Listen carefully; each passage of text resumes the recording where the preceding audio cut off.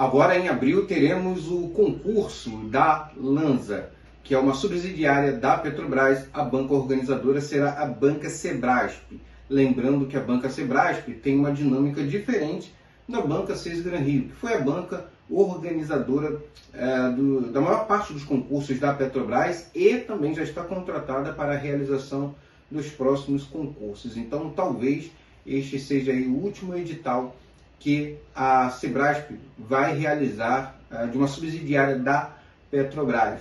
Vamos entender como que ela cobra este assunto aqui dos candidatos, pegando como base os últimos concursos que ela realizou para a Petrobras e também para uma subsidiária.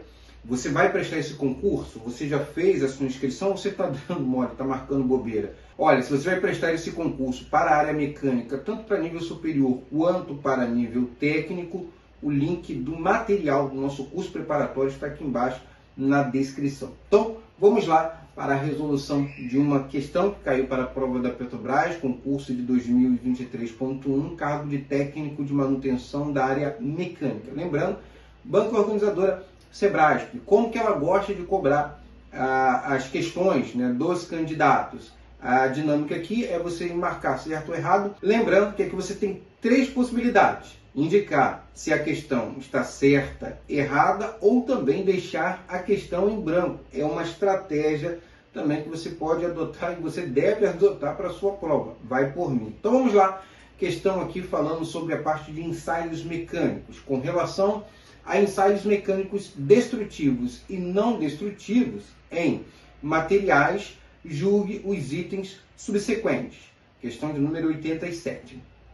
O ensaio de tração uniaxial, ou seja, em um único sentido, ali no sentido do eixo, é muito utilizado para a obtenção de diversas propriedades mecânicas em aços, possibilitando a determinação do limite de resistência à fluência do material. Então veja que no primeiro trecho desta oração ele fala, né, sobre a utilização ali deste tipo de ensaio de tração uniaxial. E depois ele vai fazer ali uma afirmativa. E aí a gente precisa julgar qual é essa afirmativa. É que seria possível, através desse ensaio de tração, a gente determinar o limite de resistência à fluência. Vale lembrar que a fluência é um ensaio específico e não está associado aqui ao ensaio de tração. Vamos relembrar então o ensaio de tração, que vem a ser: o ensaio de tração ele consiste na aplicação de uma força uniaxial crescente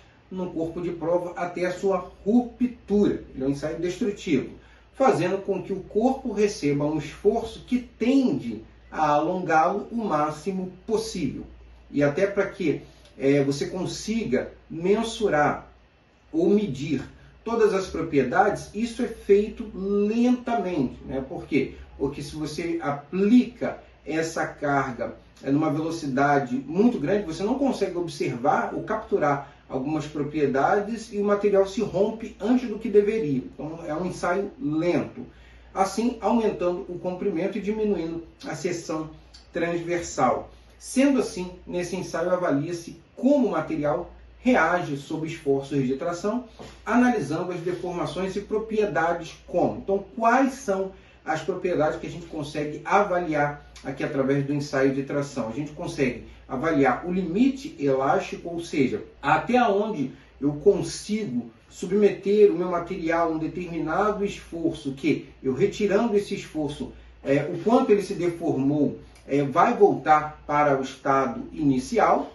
Tem o alongamento, o quanto ele vai se alongar, o módulo de elasticidade, que é uma propriedade de cada material que vai determinar o quanto aquele material vai se deformar sob uma determinada força, sob um determinado carregamento, o limite de proporcionalidade, que tem um pequeno diferencial com o limite elástico, tá? Não são a mesma coisa. Por vezes a gente pode considerar sendo ali o mesmo ponto, mas lembrando que dentro da região elástica a gente tem um limite de proporcionalidade, que significa que existe uma relação linear entre a tensão que estou aplicando e a deformação específica do material, o escoamento, que é a região de transição entre a região elástica e a região plástica. O escoamento é tido em materiais dúcteis, né, quando a gente tem um aumento da deformação específica sem que esteja ocorrendo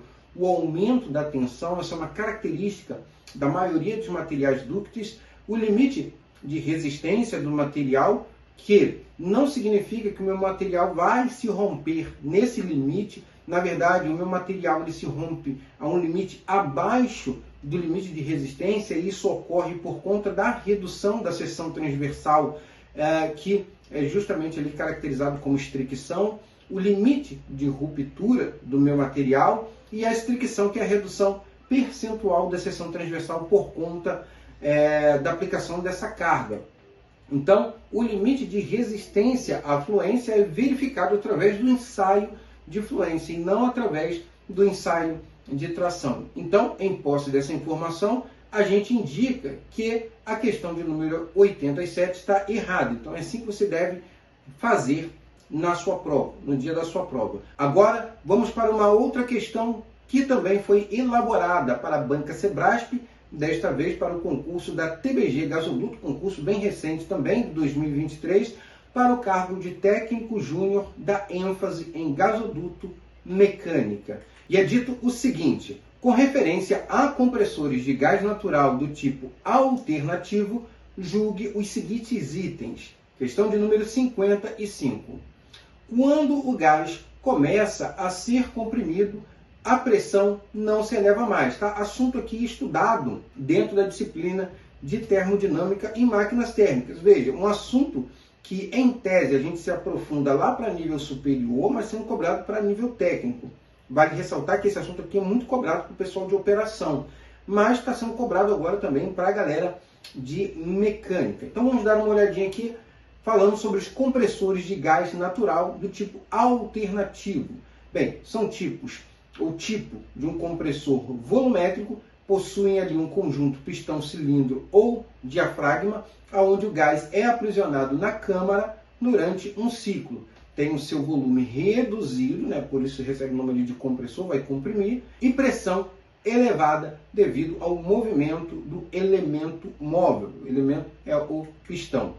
Pela termodinâmica, quando o gás começa a ser comprimido, a pressão aumenta em resposta à redução do volume do gás. Então, o que nós temos? Imagine o seguinte: um estado inicial, onde eu tenho uma pressão, que eu vou chamar de P1, sendo igual a 150 kPa, e um volume de 2 metros cúbicos. E aí eu começo a submeter o meu sistema a um determinado esforço ali que vai resultar numa pressão sobre este fluido. Nesse caso, o gás.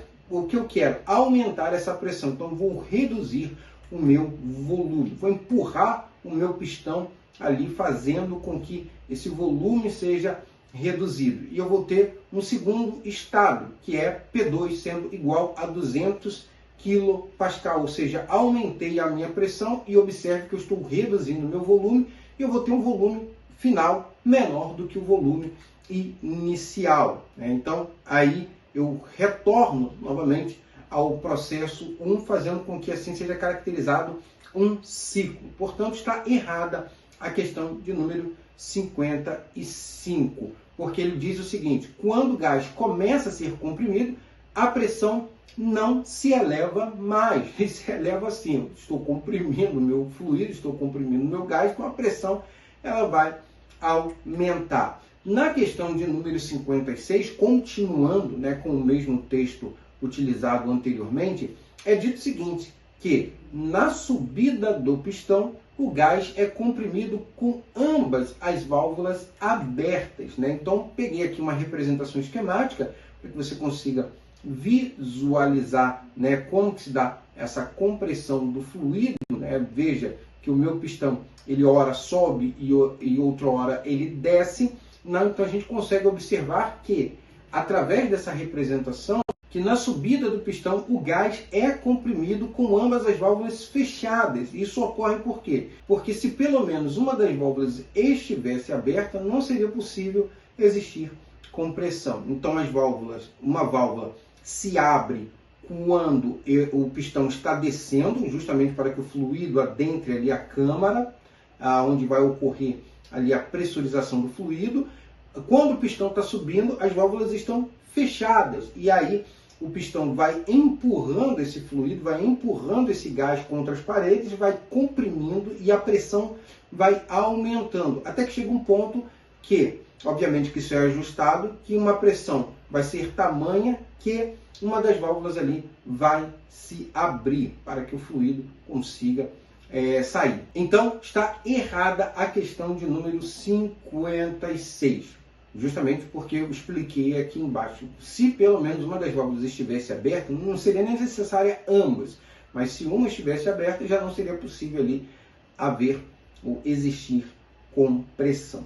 Questão de número 56, errada. Então assim você deve proceder aí no dia da sua prova, tá bom? Deixa aqui embaixo nos comentários se você vai prestar esse concurso, quais são as suas expectativas, o que você está esperando para os próximos concursos. Lembrando que o link do nosso curso está aqui embaixo na descrição. Forte abraço e até o próximo vídeo. Tchau, tchau.